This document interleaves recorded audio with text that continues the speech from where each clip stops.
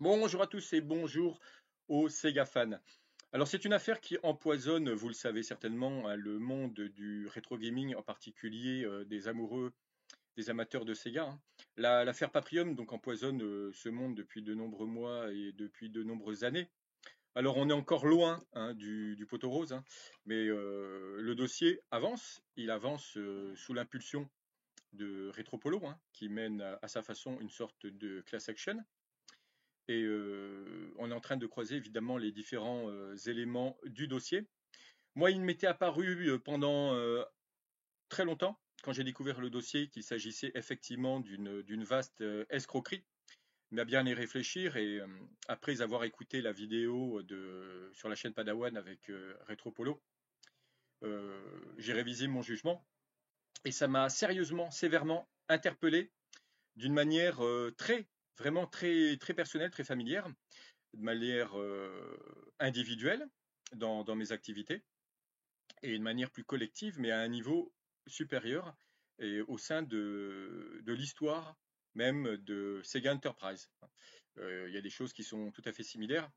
Et en fait, je vais spoiler ma vidéo, mais je ne considère pas tant que ce soit véritablement une escroquerie que simplement l'amateurisme d'un entrepreneur qui a été complètement débordé par des problèmes de gestion, hein, de coûts de production, comme il en arrive tous les ans, tous les mois, toutes les semaines, aux entreprises qui produisent, hein, aux entreprises industrielles, hein, et qui n'ont pas pris assez de précautions pour avoir à gérer des fluctuations, autant par exemple que ça peut être des coûts de production sur les matières premières, que simplement la variabilité, la saisonnalité parfois, les cycles des monnaies entre elles.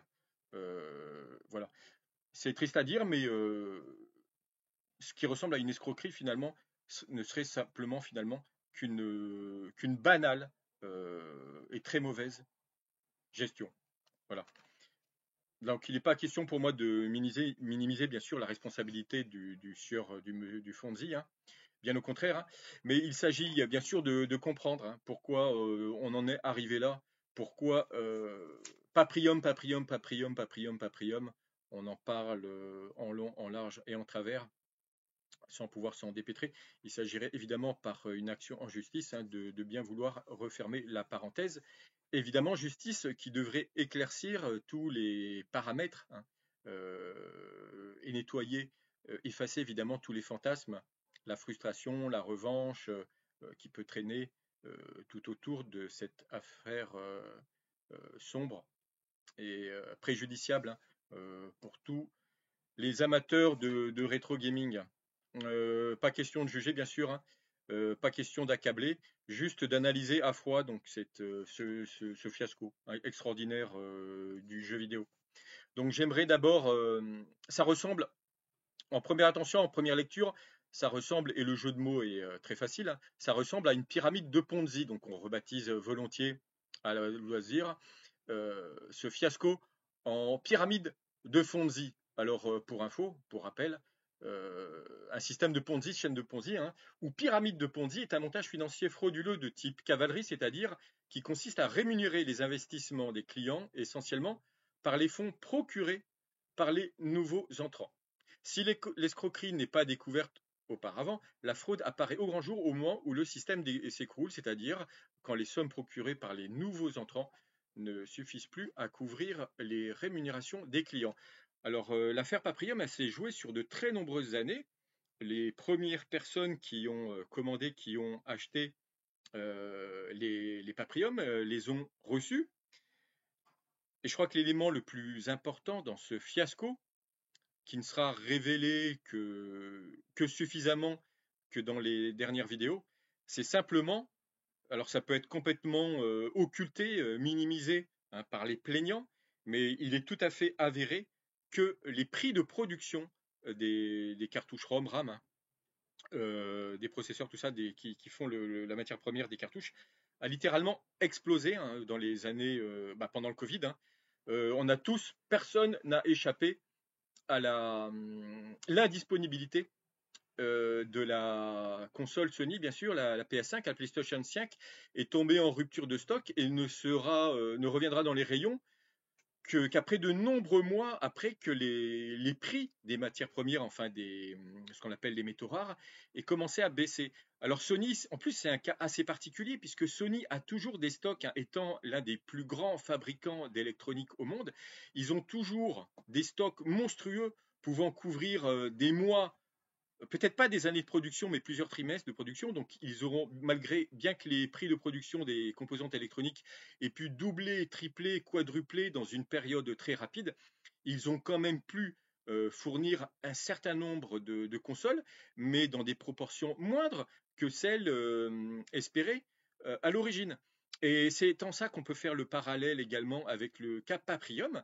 Quand les premières productions ont été lancées, les coûts étaient entre guillemets standards, normaux, assez bas, et les premières commandes ont pu être honorées. Mais ça s'est gâché, ça a tourné très très très très très rapidement, hein. Ça a été extraordinairement violent. Et donc ce que Watermelon pouvait promettre dans un premier temps à 50 ou 60 dollars, eh bien, elle ne pouvait plus se le permettre très très rapidement. À partir du moment où elle a encaissé de très nombreuses commandes à 50 ou 60 dollars et que son business model, les coûts de production explosaient, elle n'était plus du tout dans la capacité de produire et de vendre ses cartouches. Alors moi hein, qui ai approché de nombreuses années la finance et le commerce, eh bien, il va parfois se créer, bien malgré nous, se générer un début de pyramide de Ponzi. Et c'est ce que je vais vous expliquer. Le dumping est littéralement interdit en France.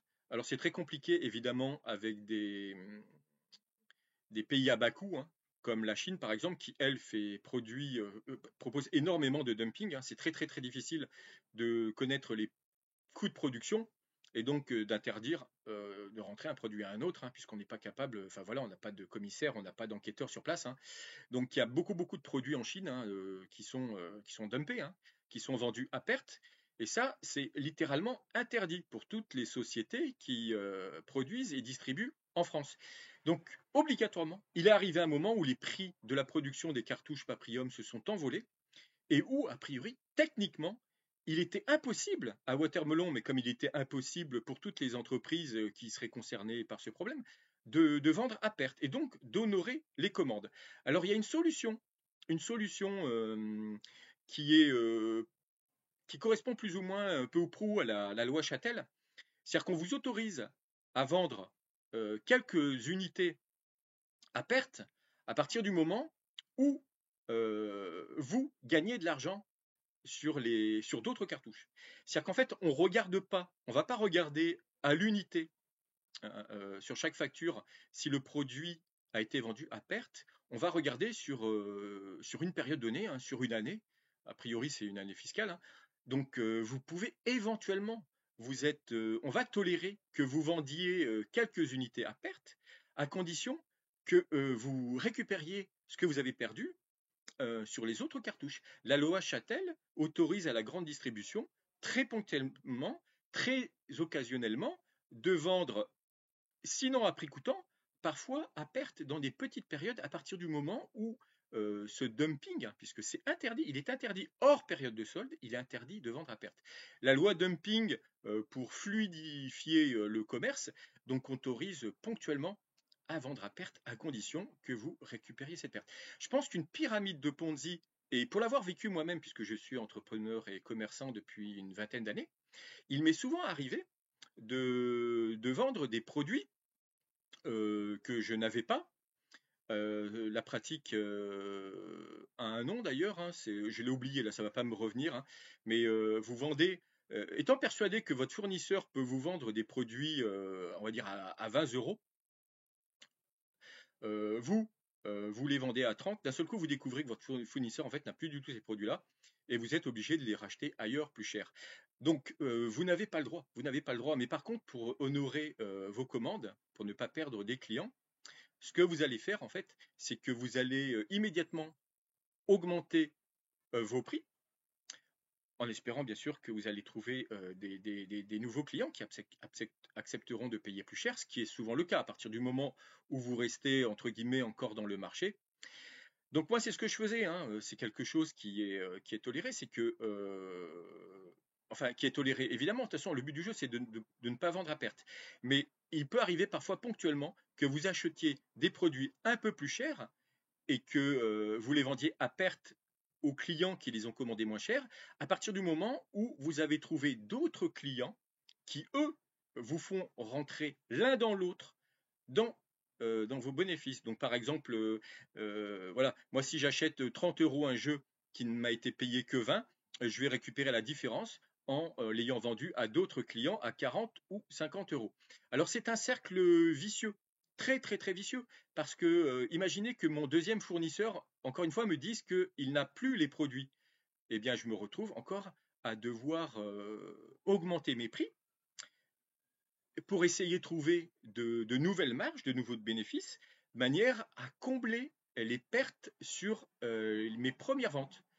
Voilà, c'est un cercle vicieux. Au bout d'un moment, vous êtes obligé de lâcher l'affaire parce que vous risquez tout simplement de vous étrangler et de mettre la clé sous la porte. Mais c'était une situation assez classique, hein, euh, que j'ai moi-même connue dans mon business et qui est pratiquée par, par de nombreux vendeurs qui n'ont pas nécessairement les stocks. Alors logiquement, toutes les marchés, les places de marché, tous les revendeurs donc vous font signer un contrat vous demandant de vous engager à vous avoir les stocks au moment où la commande est passée. Simplement, voilà, il y a pas de vérification, hein. On peut pas, c'est juste pas possible.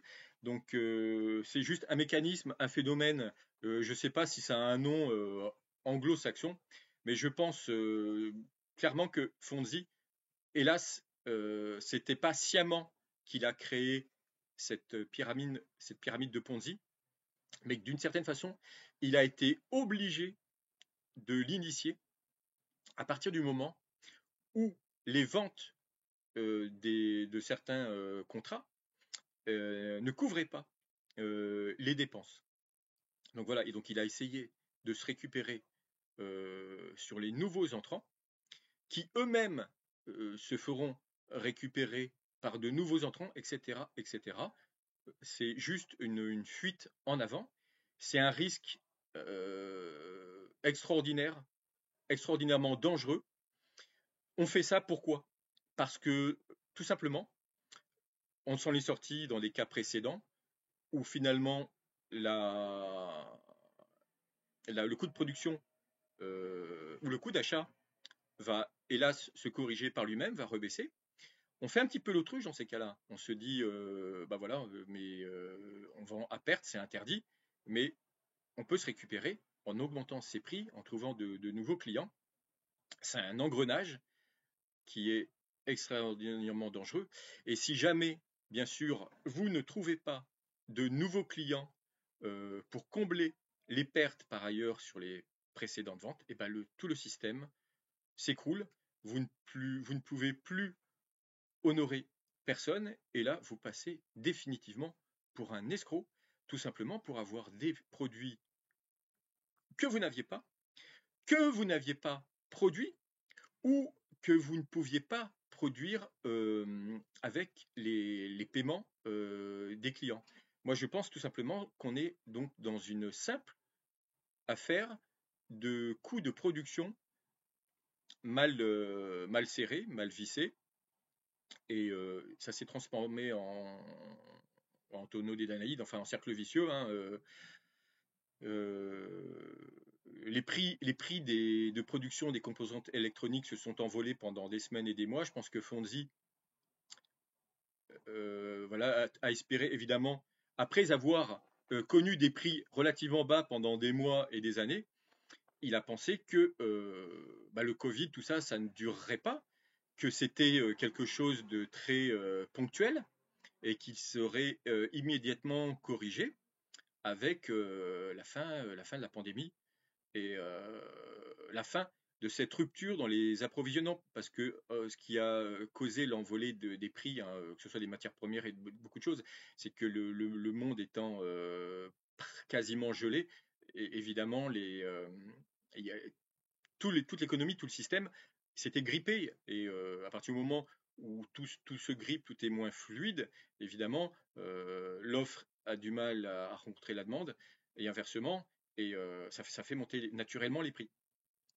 Alors pourquoi ça m'est familier? Parce que tout simplement, j'ai pu moi-même, de temps en temps, générer des mini, ça c'est pas des pyramides de Ponzi, mais je comprends parfaitement ce cycle d'inflation, cette fuite en avant, hein, cette fuite en avant qui permet de postuler sur l'idée que, eh bien, vous allez pouvoir combler les pertes euh, sur des coûts de production mal visés, tout simplement, avec de nouveaux clients qui paieront plus cher, à la fois pour vous faire gagner un peu d'argent, mais surtout pour combler les pertes précédentes. Alors, je ne sais pas si j'ai été suffisamment clair, mais alors pour moi, ça dédouane absolument pas, je vous le dis, hein, la responsabilité de Fonzi, mais probablement qu'il faut revoir, je dirais, les griefs, les accusations, euh, les transformer non pas en escroquerie. Au final, il s'agit peut-être d'une escroquerie, c'est pas du tout à moi de le dire, hein, je ne suis pas procureur de la République, hein, et si certains tapent mon nom et trouvent un procureur de la République à Nanterre, non, ce n'est pas moi, hein, je dois le préciser. Moi, je ne suis que Maître Sega, et j'ai un homonyme, hein, qui est aussi maître, un procureur à Nanterre, pas très loin, à 2 kilomètres à vol d'oiseau de chez moi. C'est un peu troublant, c'est un peu rigolo, mais enfin bon, bref. Parenthèse refermée. Donc c'est pas à moi d'en juger, je ne sais pas du tout si cette affaire passera un jour en justice, mais j'ai tout de même l'impression que ce cher Fonzi n'a pas sciemment organisé cette pyramide de Ponzi. Elle s'est un peu créée par elle-même, par une espèce de solution un peu trop miraculeuse qui fonctionne souvent, mais pas toujours, à savoir de décaler les prix d'au moins autant, hein, pour couvrir les mauvaises gestions, les résultats d'exploitation négatifs, hein.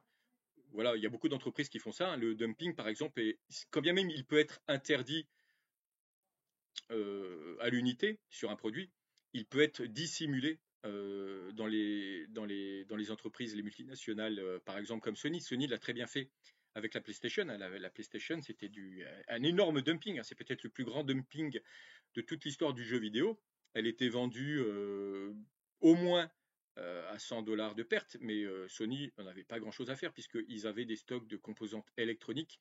Finalement, le coût de production, hein, dans les lignes d'exploitation, de résultats d'exploitation, ils pouvaient globalement mettre le prix qu'ils voulaient en face, hein, puisque ils avaient en, ces composantes en grande quantité, ils pouvaient très bien apprécier ou déprécier la valeur de ces composantes électroniques pour s'ajuster et faire croire que finalement, ils ne perdaient pas. Quand bien même ils perdaient sur ces consoles, puisque le dumping sur les consoles était généralisé par tous les constructeurs, hein, que ce soit Nintendo, Sega ou même Microsoft, ces pertes sur les consoles étaient immédiatement rattrapées par les jeux qui pouvaient être vendus quasiment au même moment. Le ratio étant, a toujours été et reste que pour amortir les pertes sur une console et sur tous les frais de promotion, d'exploitation, il fallait vendre en gros entre 2 et 3 jeux.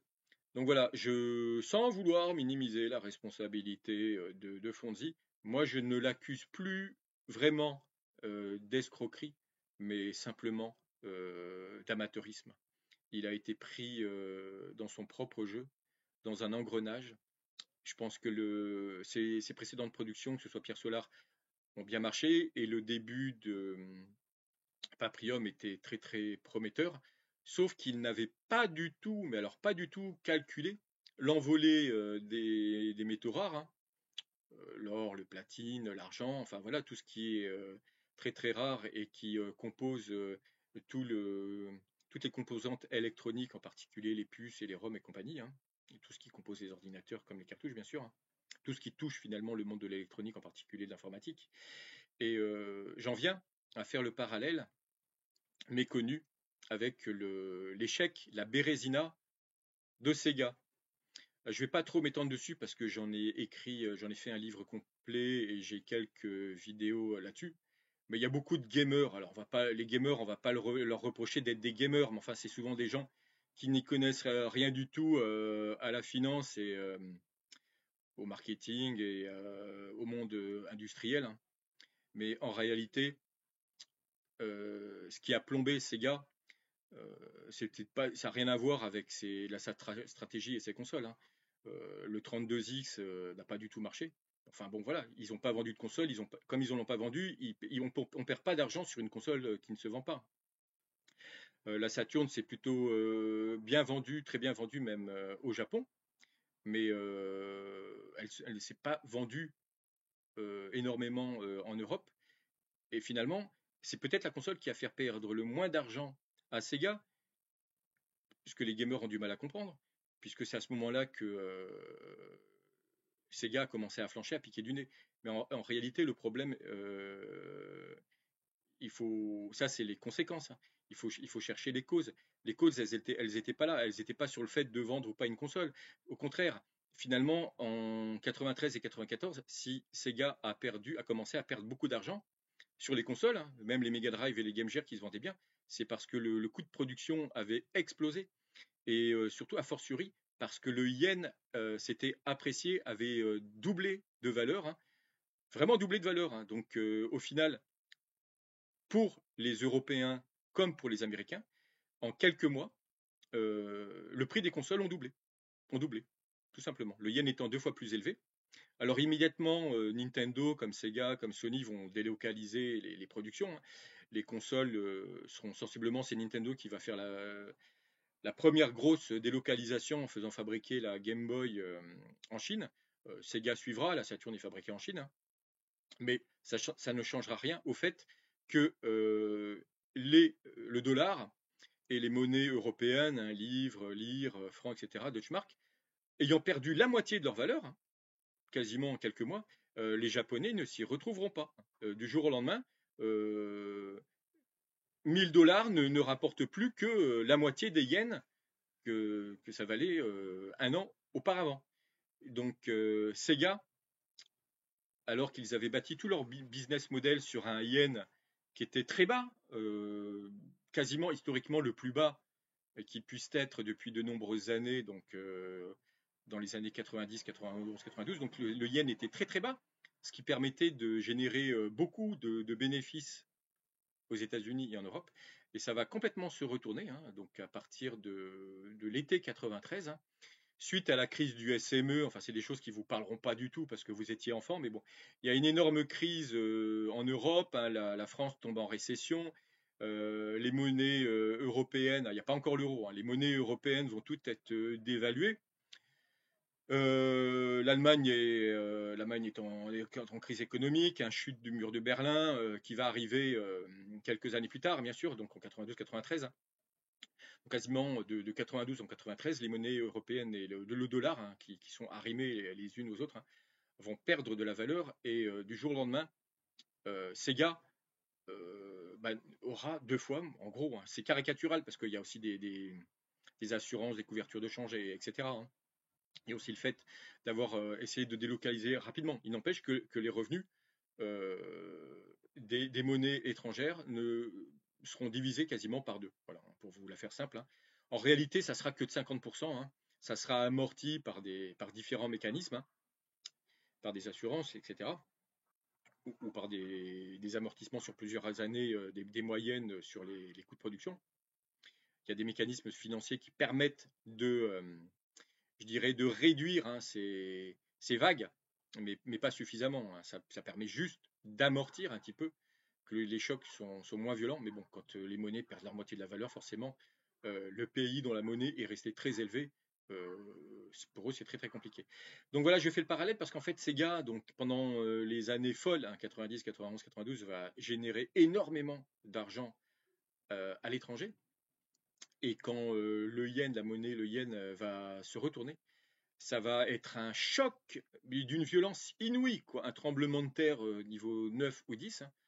C'est quelque chose qui n'était pas prévisible, hein. Normalement, les entreprises mondiales doivent prévoir ce genre de glissement. Alors généralement, voilà, les glissements, vous prévoyez éventuellement 10, 20, 30% hein, de spread, d'écart de change, hein.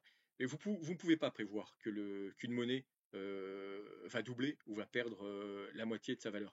Donc voilà, est-ce qu'on peut vraiment parler de mauvaise gestion à ce moment-là? Peut-être un peu, bien sûr, oui. A priori, quand on est entrepreneur et d'une entreprise internationale, on doit tout prévoir, hein. Gouverner, c'est prévoir, sauf que parfois c'est pas gérable, hein. Là, l'effondrement des monnaies européennes face au yen, c'était pas du tout prévisible. Ça, ça a quasiment tué Sega. Alors j'ai souvent des commentaires, et Nintendo et Sony, ils ont fait comment? Bah, c'est très simple, hein. Les santé financières de Sega, Nintendo et Sony n'avaient strictement rien à voir. Sega était, malgré de très bons succès, hein, était en pleine période de bourre de développement, hein, investissait beaucoup, hein, à développer des filiales, en particulier en Europe, et ça c'est quelque chose dont je peux très bien vous parler. Et c'est beaucoup, beaucoup, beaucoup, beaucoup endetté, hein, énormément endetté, hein, ça se chiffrait en milliards. Nintendo ne s'est jamais endetté. Nintendo avait une situation financière très saine. Le seul succès de la Game Boy avait créé une trésorerie qui était positive, nette donc de plusieurs milliards. Je pense que ça se chiffrait, je ne sais plus si c'était 1 milliard, 2 milliards d'euros, de dollars. Donc elle a pu faire le dos rond, elle a pu vendre ses consoles elle-même à perte pendant ces années un petit peu sombres, hein, où le yen était bas. Alors ça a duré 3 années, hein. 3 années où Nintendo, bah, au lieu de gagner des milliards, bah, gagnait plus d'argent, moins d'argent, hein. Il y a eu la période sombre de Nintendo, il gagnait plus d'argent. Alors qu'elle gagnait, c'est une cash machine, hein. Nintendo, c'est une des entreprises les plus rentables du monde, mais elle a pu faire le dos rond, s'asseoir sur ces dévaluations de monnaie, hein, simplement par le fait parce qu'elle avait énormément de trésorerie, donc elle a pris dans son bas de laine pour tenir le coup. Sega et Nintendo auraient dû remonter le prix des consoles, hein. Les prix des consoles auraient dû remonter au moins de 50%. Ils ne l'ont pas fait, puisque remonter les prix, c'était perdre des parts de marché. Sega, dans son orgueil et sa fierté, en 94, était à 2 doigts de passer devant Nintendo, hein, à 2 doigts, hein. Ils perdaient beaucoup d'argent sur les consoles, mais leur chiffre d'affaires était monté à un niveau record. On était pratiquement sur l'année, on était entre 4,5 milliards de dollars ou 5 milliards. Je crois que ça s'est joué à quelques dizaines de millions. Il y a un trimestre où Sega est peut-être arrivé au même niveau ou a dépassé sur un trimestre en 94. Ils étaient tellement contents, Sega. Ils en rêvaient depuis 10 ans. C'est pour ça que ça les a perdus. Ils ont fait le dos rond, ils ont cru ils allaient pouvoir passer cette période délicate où finalement les coûts de production, enfin pas tant les coûts de production, mais les résultats d'exploitation étaient tombés dans le rouge, mais ils n'ont pas du tout modifié leur prix, parce que s'ils avaient modifié les prix, eh bien d'un seul coup, Nintendo repassait largement devant, hein. Si Sega a réussi à tenir la dragée haute face à Nintendo, c'était avec des prix ultra compétitifs. Et d'ailleurs, la Mega Drive était vendue un petit peu moins cher que la Super Nintendo, comme la Master System était vendue un petit peu moins cher que la Nintendo. Voilà, ils se sont engagés dans une politique déflationniste, hein. Nintendo, comme Sega, d'ailleurs, savait que c'était aussi le meilleur moyen d'élargir le public, hein, le marché. Évidemment, après, le principal étant de se récupérer sur les jeux. Ce qui a été également à double tranchant pour Sega, puisque Sega a toujours pensé que quand bien même il perdrait 10 dollars, 20 dollars ou même 50 dollars ou 50 euros sur une console, c'était pas très grave. Il suffirait simplement de vendre un jeu en plus. Le problème, c'est qu'au début, si Sega America, Sega Europe ou Sega France où j'étais ont pu se faire beaucoup, beaucoup d'argent, c'est parce que c'était exponentiel, hein. Les consoles se vendant comme des petits pains, les jeux eux-mêmes se vendaient comme des petits pains à 2, 3, 4 exemplaires par console. Ça s'est vite également retourné contre Sega au moment où les éditeurs tiers ont pris leur indépendance. Au début, donc chez Sega France, même Sega Europe, Sega vendait l'intégralité des jeux Sega, bien sûr, et des éditeurs tiers, hein. Donc ce qui gonflait évidemment ce qui a gonflé le chiffre d'affaires, au moins pour les jeux, peut-être de moitié, mais même le double ou triple, hein. Et à partir du moment où en 93, surtout à partir de 93, certains sont partis. Electronic Arts se distribue évidemment tout seul, hein. Ça, ils ont fait cavalier ciel immédiatement aux États-Unis, hein, produisant eux-mêmes leurs cartouches, hein. Il y avait Accolade également, c'était surtout les éditeurs américains, mais les éditeurs européens et japonais, eux, se faisaient quand même distribuer initialement par Sega, ce qu'ils ne feront plus à partir de 93-94, ce qui sera un manque à gagner qui ne sera jamais comblé, manque à gagner d'autant compliqué à encaisser que Sega Europe, Sega France comptait bien sûr sur ses bénéfices sur les cartouches pour encaisser hein, le dumping caché, masqué des consoles. Voilà, ça va se retourner contre eux. Alors quand bien même qu'ils battaient des records de vente en unité sur les Mega Drive, ils perdaient énormément. En fait, ce qui a tué Sega, c'est pas du tout la 32X qui s'est pas du tout vendue. C'est pas non plus la Saturn qui, elle, a été vendue beaucoup plus cher parce c'était impossible de faire du dumping sur cette console-là. Mais en vendant des millions de Genesis aux États-Unis et des millions de consoles Mega Drive en Europe, après coûtant, mais même plus que ça, donc à perte, les Japonais ont encaissé des pertes monumentales. Voilà, donc énorme, énorme, énorme, énorme, énorme manque, faillite de la gestion, dumping exacerbé. Mais dans le cas de Patrium, quand, comme dans celui de Sega, et que je peux comprendre parfaitement, en fait, c'est la politique de l'autruche qui s'est installée, qui s'est insinuée sournoisement au départ, parce que ce genre d'aléas, finalement, la plupart du temps, historiquement, quand vous regardez, ça dure quelques semaines, quelques mois. Donc vous dites, bah vous encaissez, vous dites que c'est tout, il y aura un mauvais semestre, une très mauvaise année. Sauf que dans le cas de Sega, le yen est resté historiquement haut de l'été 93 à l'été 96 jusqu'à la fin de 96, hein. Et voilà, c'était beaucoup trop long, hein. Ça a flingué les finances de Sega, qui en plus, étant endetté, voyait son résultat financier augmenter, puisqu'à partir du moment où vous êtes endetté et que vous ne remboursez pas, les intérêts de la dette augmentent, donc c'est un cercle vicieux. Nintendo donc a encaissé le coup, lui, en ayant un bas de laine important. Sony, c'est complètement différent. Ils ont accepté, c'était pas du tout un problème pour eux, hein. Ils ont accepté de perdre des centaines de millions de dollars, peut-être même, peut-être même 1 ou 2 milliards, hein, sur les 2 premières années d'exploitation. Ils ont complètement fermé les yeux. Ils pouvaient encaisser, vendre la console à perte. Le principal, c'était qu'elle rentre dans les foyers. À partir du moment où, au bout d'un moment, vous en aviez vendu 30, 40 ou 50 millions, de toute façon, Sony savait très bien qu'ils allaient se récupérer sur les jeux. Voilà. Alors écoutez, je ne sais pas du tout si ma démonstration est claire, puisque j'ai rien du tout préparé. Je vous ai fait ça au débeauté de manière purement spontanée. Et bah écoutez, voilà, donc on peut accuser Fonzi d'incompétence, bien sûr, d'être mauvais gestionnaire, mais je pense que ce qui lui est arrivé, c'est quelque chose qui l'a complètement dépassé, puisque quand on fait le fait d'avoir à encaisser des commandes et à se laisser des mois, des années d'avant d'avoir à les livrer, ça ouvre la porte à des choses complètement imprévisibles, comme le coût, hein, des métaux rares. Et ça, cette envolée, je pense qu'elle est la principale responsable de ce fiasco, de cette pyramide de Fonzi. Il a été incapable de produire et donc d'honorer ses commandes, tout simplement parce que le prix des métaux rares s'est envolé et il a été pris dans une spirale inflationniste dans laquelle il comptait à chaque fois, en remontant les prix, pouvoir justement encaisser, lisser son prix de revient dans cette inflation. Il espérait en cela rester dans les clous de la légalité, puisqu'au final, les lois anti-dumping vous autorisent, comme je dis en début de vidéo, de vendre ponctuellement à perte quelques unités, à la condition que vous récupériez ces pertes sur l'ensemble du produit commercialisé. Donc c'est un cercle vicieux, une véritable pyramide de Fonzie qui s'est ouverte, mais malgré lui. Alors il y a peut-être eu un moment où il a senti qu'il serait, il était complètement dépassé.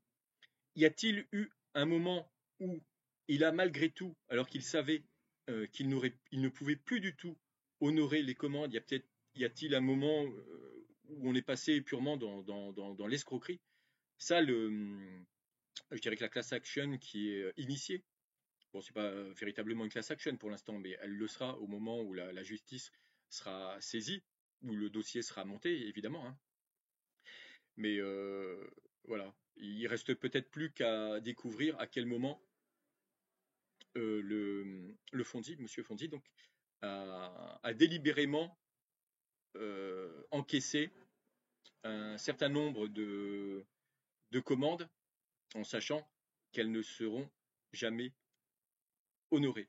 Moi, dans le doute, et ayant eu affaire à ce genre d'aléas, dans des toutes petites quantités, hein, qui n'étaient pas du tout préjudiciables dans mon business, parce que au pire des cas, ayant des fonds propres, moi j'aurais pu de toute façon rembourser tous les clients plutôt que d'avoir à, à leur présenter des produits en pur dumping, en pure perte, hein. C'est illégal, ça m'est arrivé quelques fois, mais je vous dis, dans ce principe où de toute façon vous avez le droit de lisser, hein, sur plusieurs commandes, au bout d'un moment, bah, écoutez, vous avez des fonds propres, vous remboursez. Lui, il s'est peut-être, il est allé il a dépassé la frontière, la ligne rouge, dans laquelle, où finalement, ses fonds propres, hein, son fonds de roulement, n'autorisait plus la production et la livraison. Parce qu'en fait, tout son business model avait complètement explosé, les prix continuaient de monter, et il n'y avait plus de solution, sinon à continuer éventuellement à refaire un nouveau Kickstarter où il aurait vendu les, les produits, les nouveaux Paprium à 1000 ou 1500 euros, quoi. Il aurait pu continuer dans cette voie-là, mais il y a un moment, je pense qu'il a jeté. Il a été pris malgré lui, il a mis la main dans cet engrenage, dans cette solution, hélas un peu facile. Il a été entraîné, et à quel moment? Lui seul le sait, lui seul le sait, à quel moment il aurait dû débrancher la machine et rembourser un certain nombre de clients comme il l'aurait pu. Voilà. Est-ce qu'il y a détournement de fonds? Est-ce qu'il y a abus de biens sociaux? Est-ce que l'argent a été utilisé à des fins personnelles, pour son plaisir personnel, etc. Ça, j'en sais strictement rien. Mais ce qui est certain, c'est que je vous dis, dans mon expérience individuelle en tant qu'entrepreneur et commerçant sur différentes places de marché et ayant eu à faire face à ce genre de problème de régulation, d'autorégulation des coûts, des commercialisations, voilà, hein, et ayant fait également le parallèle avec Sega, qui finalement se sera perdu à ne pas maîtriser non plus ses coûts pour des raisons d'orgueil, de marketing, et simplement la course à l'échalote, il voulait essayer de décrocher la première place, hein. Eh bien, c'est qui tout double, voilà, c'est qui tout double, ça passe ou ça casse. Vous faites l'autruche en espérant vous refaire avec un environnement économique qui va revenir à la situation initiale au moment où vous avez bien sûr projeté tout votre business, hein. C'est fou, mais c'est humain ça. Quand vous avez connu une situation pendant des semaines et des mois, vous pensez que cette situation doit, peut et rester stable, et ça n'est pas tenir compte des aléas industriels, des choses que vous ne contrôlez pas. Voilà, personne dans le monde du commerce de l'industrie n'est Madame Soleil. Personne ne peut anticiper ce genre d'événement. Je dois dire que cette envolée est tout à fait unique, historique, hein. Voilà, les métaux rares sont retombés, même s'ils restent à des niveaux relativement hauts sur des décennies, on est encore à des niveaux très très élevés, mais c'est vrai qu'il y a vraiment eu une flambée qui, pour moi, est la raison principale de ce fiasco qui pourrit le monde des rétro gamers, qui donne une très très très très mauvaise image, bien sûr, à tous ceux qui sont dans la production de. Alors voilà, moi je connais pas les termes anglo-saxons, mais les modeurs, hein, il me semble que c'est ça, hein, je me trompe pas. Mais voilà, et puis ça donne une mauvaise image évidemment de la France, hein, à l'étranger, puisque j'imagine qu'il y a beaucoup d'investisseurs à l'étranger qui se sont fait avoir. Et il se trouve qu'évidemment, voilà, on est des latins, hein, on est parfois pris dans le tourbillon de la passion parce que je ne doute pas un seul instant que ce Fonzi, que je n'ai jamais rencontré personnellement, évidemment, à l'origine, au moins à l'origine, avant peut-être d'être pris dans un tourbillon de mégalomanie, voire d'argent facile, hein, était quelqu'un évidemment de passionné et il a fait ça évidemment, bien sûr, plutôt dans un esprit de communauté, de partage, de plaisir, de jeux vidéo, quoi. Mais il s'est mis lui-même dans, enfin, il s'est mis lui-même, il est tombé dans un engrenage et je pense qu'il a pas mis, il n'y avait pas du tout les garde-fous. Ça devait clignoter de partout en rouge, mais il croyait vraiment, véritablement en son produit. Alors je vous dis là, moi je n'ai pas envie du tout de le défendre parce que quand on est entrepreneur, alors à moins vraiment d'être un lapin de 2 semaines, hein, on doit vraiment tout prévoir. Et moi je sais déjà depuis un moment, hein, ayant travaillé pour Sega, ayant vécu le naufrage de Saturn, Sony et compagnie, bien que je croyais à l'époque que ce soit Sony, hein, qui était le seul responsable de la bérésina de Sega, alors qu'en fait, pas du tout, hein. Sony n'aurait pas été là, Saturn chutait de toute façon, quoi qu'il arrive, hein.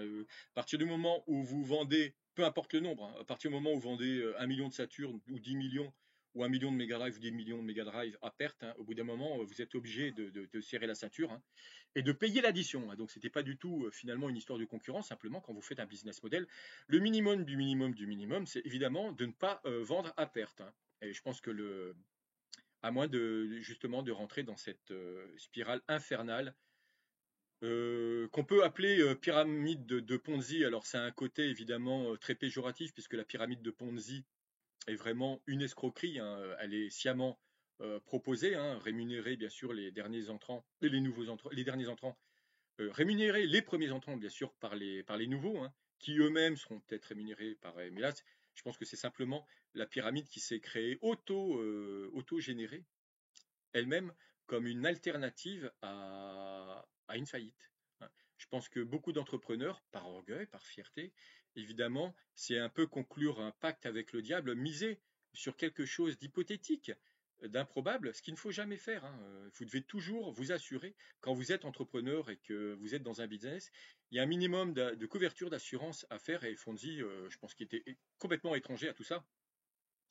Quand bien même il aurait pu l'imaginer ou le faire, de toute façon, le séisme, l'explosion, en écoutant la vidéo de Padawan avec Retropolo, apparemment le coût, il expliquait, hein, je ne sais pas quelle est la crédibilité de cette information, mais le coût de production vraisemblablement avait été passé, alors je ne sais pas si sur tout ou partie du Paprium, mais il aurait été même décuplé, hein, ça serait passé, on parle de 5 à 50 dollars. Donc à partir du moment où vous avez des coûts de production qui sont décuplés, vous ne pouvez pas honorer vos commandes, hein, c'est juste pas possible. Donc vous êtes obligé, voilà, fuite en avant. Voilà, je me répète, évidemment.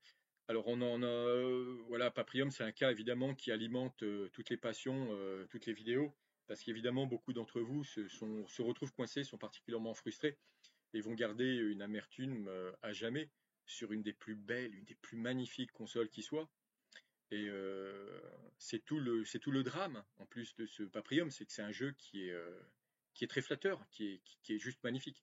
Bon, apparemment, le gameplay, alors bon, je vais pas vous faire un truc à l'arrache, un test qu'a fait du commerce, hein, mais bon, on commence à en revenir quand même de Paprium, hein. Le jeu est juste magnifique, hein, mais bon,